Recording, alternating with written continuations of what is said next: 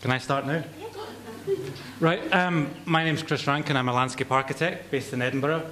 What I'm going to talk about is partly my work, which is designing open spaces, public spaces, parks, gardens, but mainly, or also places that I like and places I like visiting with my daughter, who is in this slide here, who's 5 years old. So some holiday slides, I'm afraid. What I'm not going to talk about is why we should design spaces as if we were all children. This is outside the Scottish Parliament. Pretty much a kind of national embarrassment, fantastic building, beautiful park, and people treating us like, you know, we shouldn't step in the water. Children, of course, don't need protected from water.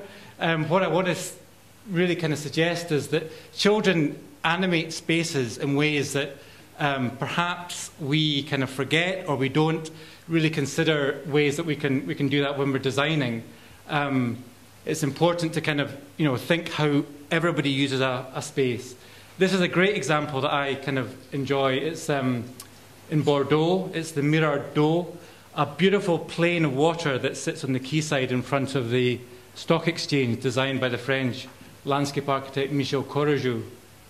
On one level, it's just a simple plain of water that kind of references 17th century gardens, but it transforms into this kind of misty plain of jets and steam that actually encourages people to go in and use it. And it's a beautiful public space that's become one of the main attractions in the city. It's certainly worth a visit. On a completely different scale, a lot of you will know this is Castel Vecchio by Carlo Scarpa, a beautiful example of how the smallest kind of detail, sitting a drinking fountain in a pool of water and allowing one person at a time to stand on a stepping stone to drink from that, turns the ordinary into an event. This is very ordinary. This is a slide, a picture I took on the way to the Meadows Play Park in Edinburgh. I kind of generally don't like play parks, even though I must admit I have designed one or two. They're incredibly boring, but what I like about this slide is how the surface of the ground just becomes an impromptu game. I also don't really like beaches, I must admit. I don't like beach holidays.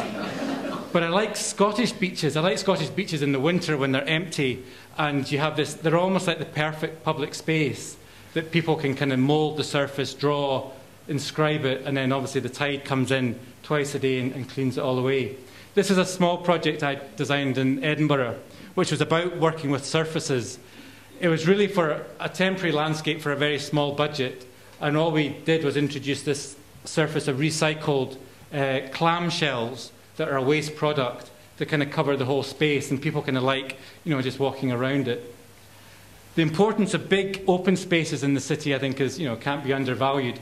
Charles Jenks, I must admit, is not my thing aesthetically. I think, you know, you're kind of private. What you do in private should probably stay in private rather than bringing it outside. But you can't deny that this space, simply for its openness, is a great public space. Another park, one that I did work on, again in Edinburgh, overlooking the Forth, how to deal with that kind of idea of scale. I mean, landscape is very much about big scale. And we just created a very simple space with large, long benches that allow for kind of skinny people and fat people to sit side by side. A lot of our work is about, or I kind of like working with artists. I mean, artists, landscape architects talk a lot about kind of sense of place. Artists, I think, often deal with places of kind of sense. Again, this is in the Dean Gallery, grounds of the Dean Gallery, nothing to do with me, but one of Dan Graham's installations. An art project that I did work on with Donald Urquhart and Tom Clark, Alec Finlay over in Dysart, was a collection of kind of sea beams that reflect, each one is painted the different colour of the sea as you look out from an elevated position.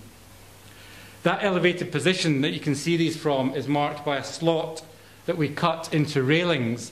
It's quite interesting looking how people kind of observe this. Adults kind of stand back and look at the slot like it's something, you know, to look at, whereas Alona kind of jumped up and she kind of got it quicker than most people. This is the kind of exception. This is the one place that Alona, my daughter, didn't get to see because it was removed before we actually got a chance to get over to Fife to visit it. I guess it's my only thing I have in common with Richard Serra is that we both had a kind of piece of public art removed due to public demand. This is, I guess, a more popular piece in the Hidden Gardens in Glasgow, really a very successful project that I worked on a few years ago. I like artwork that kind of allows people to look at the landscape. This is literally looking at buried gardens under the concrete surface.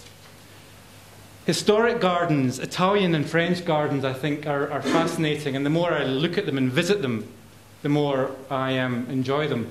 Italian gardens especially are almost like they're like a game board that's laid over the landscape and works with the topography incredibly well.